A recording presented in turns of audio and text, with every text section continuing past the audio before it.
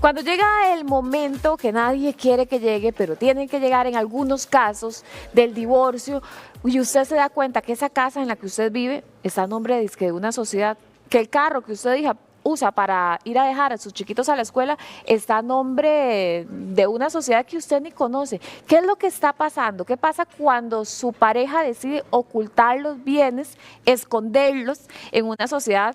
La verdad que para no darle a usted nada. ¿Qué puede hacer ante esa situación? Virginia Coto es abogada y está con nosotros para ayudarnos a resolver este tema. ¿Cómo está? Hola, Maricris, mucho gusto. Mucho gusto. Cuéntenos, primero que nada, ¿es cierto que en un divorcio la gente tiene esta tendencia a esconder los bienes? Sí, lamentablemente es algo que vemos en algunos matrimonios donde, porque a un inicio no, tal vez se conversaron las cosas de forma transparente, honesta, entonces cuando tal vez la esposa o incluso puede pasarle al esposo, se dan cuenta de que los bienes que han ido adquiriendo están a nombre de una sociedad. Pero antes de entrar ahí es importante tener claro que cuando nos casamos, nosotros tenemos en Costa Rica un régimen de separación de bienes. Cada quien puede disponer de los bienes que tiene, de los que ya traía antes del matrimonio y los que adquiere durante el matrimonio. No es que todo lo que yo compre va a ser de ambos, no. Acá en Costa Rica, como les digo, hay una separación de bienes. El tema es cuando ya viene el divorcio. Entonces, si hay bienes que están dentro de una sociedad, hay que ver si esos bienes realmente son de la sociedad o si son realmente patrimonio de este matrimonio. ¿Es posible verdaderamente ocultar los bienes dentro de un matrimonio, dentro de una sociedad, o siempre viene saliendo a la luz?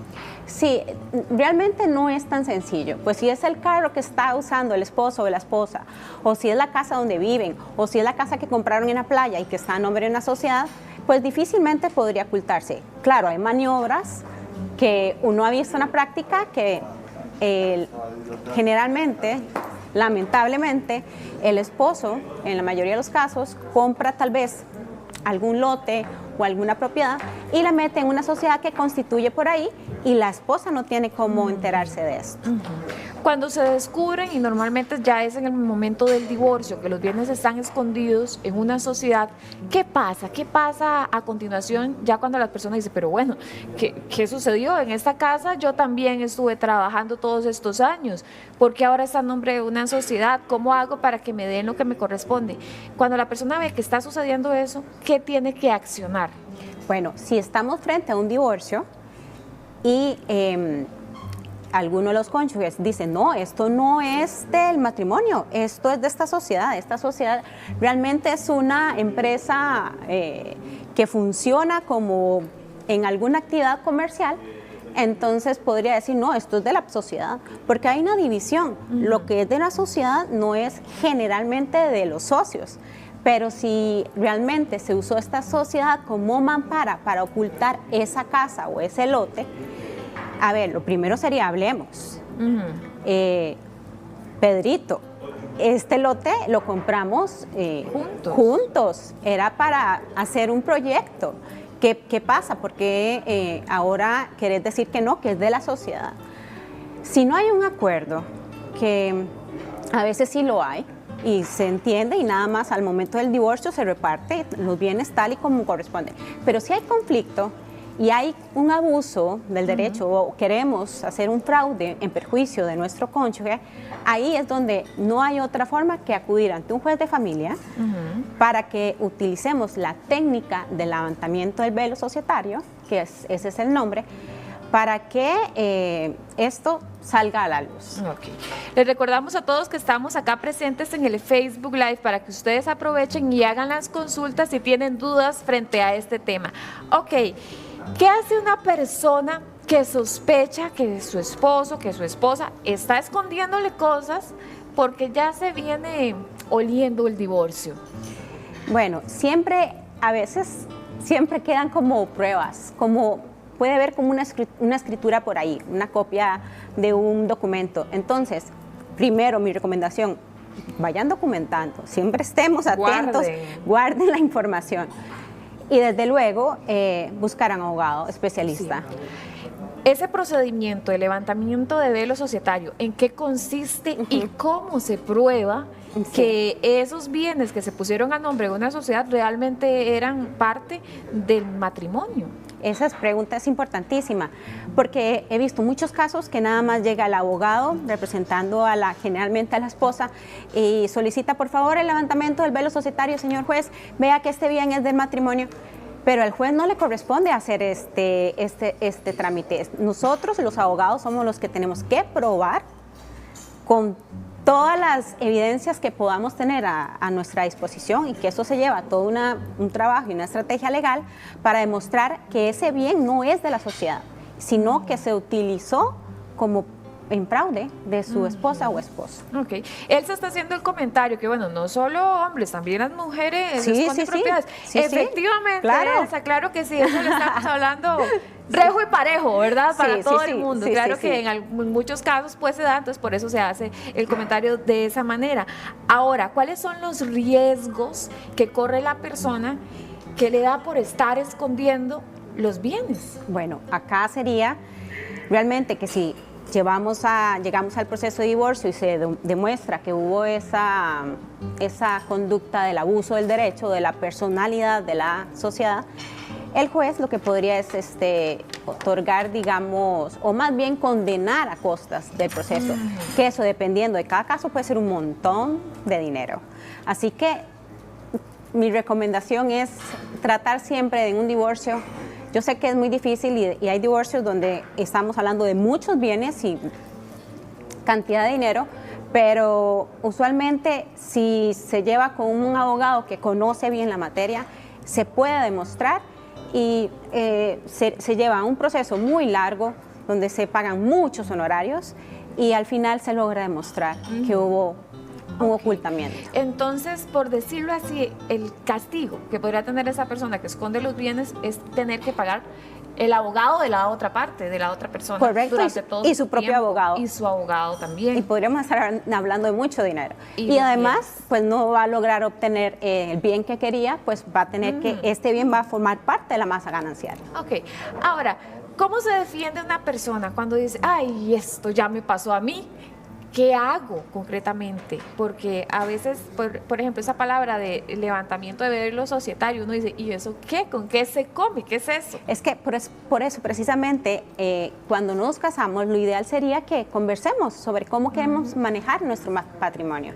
Existen las capitulaciones matrimoniales donde se podrían otorgar, ok, vamos a que cada quien va a tener sus propios bienes y lo que venga nuevo va a ser de cada uno. Okay. Esa sería una forma. Y la otra sería, pues, cada matrimonio maneja su patrimonio de distintas formas, pero seamos transparentes.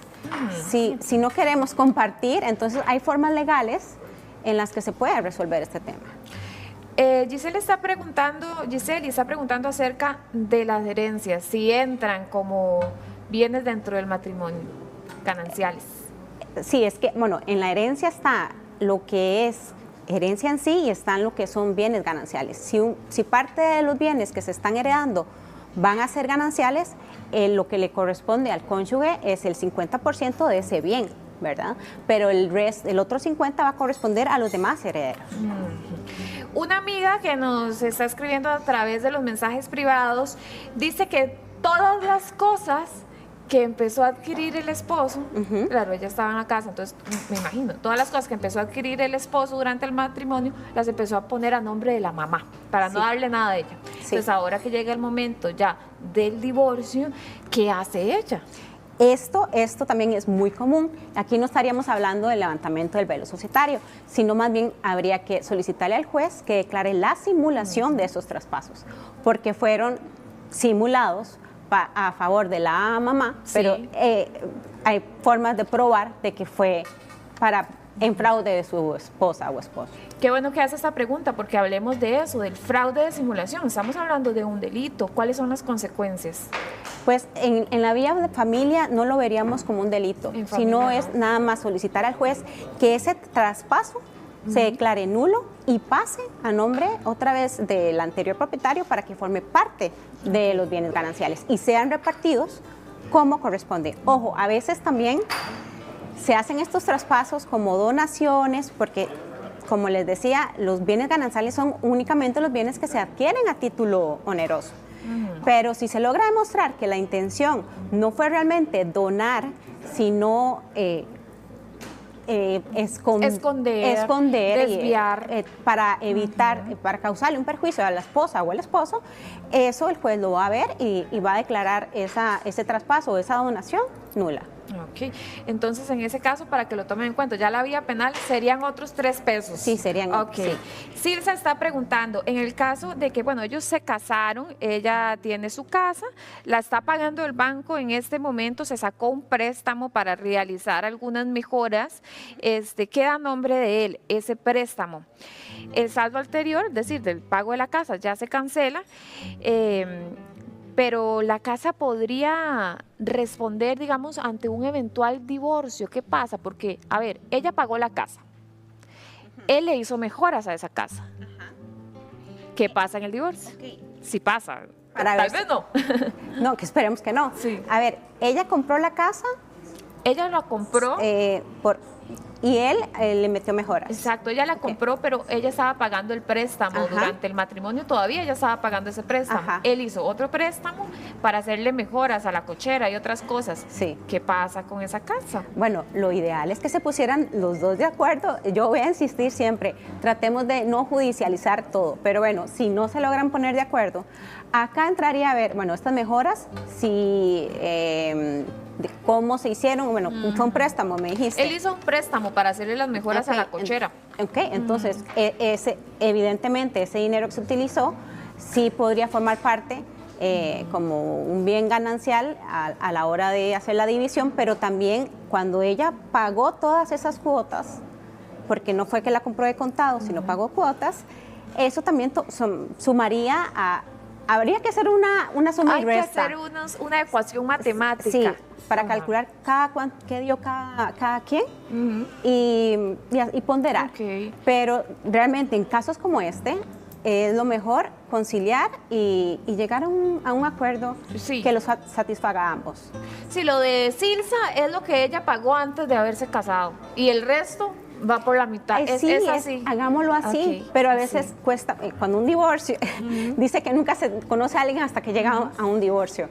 En un divorcio a veces las partes no logran ponerse de acuerdo y aquí es donde entra el juez. Hablando precisamente de eso, en su experiencia, ¿cómo cambia la dinámica dentro de un divorcio cuando se logra manejar un reparto con cierta transparencia? Es otra cosa. Incluso estaríamos hablando nada más de hacer un convenio por mutuo acuerdo, donde como hay transparencia de los bienes, se reparten por mutuo acuerdo y nada más se suscribe la escritura ante un notario y se homologa ante el juez de familia. Pero cuando no hay transparencia es que viene el proceso conflictivo y puede durar años de años, sí. Como les decía, pagando abogados y lo peor acá, que es lo que quiero rescatar, es que esa familia entonces se ve inmersa en un conflicto, y los niños y las niñas, los hijos, se ven inmersos también y es una familia que en lugar de, aunque ya después no sea la misma familia, que podrían volver a empezar una nueva etapa, papá y mamá separados, pero bien, no en conflicto, no en guerra, por bienes. Sí. No es justo ni para ellos ni mucho menos para los hijos. Le agradecemos muchísimo, licenciada, muy amable. Muchísimas gracias por la invitación. Gracias. Seguimos, Rafael Enrique y Norval.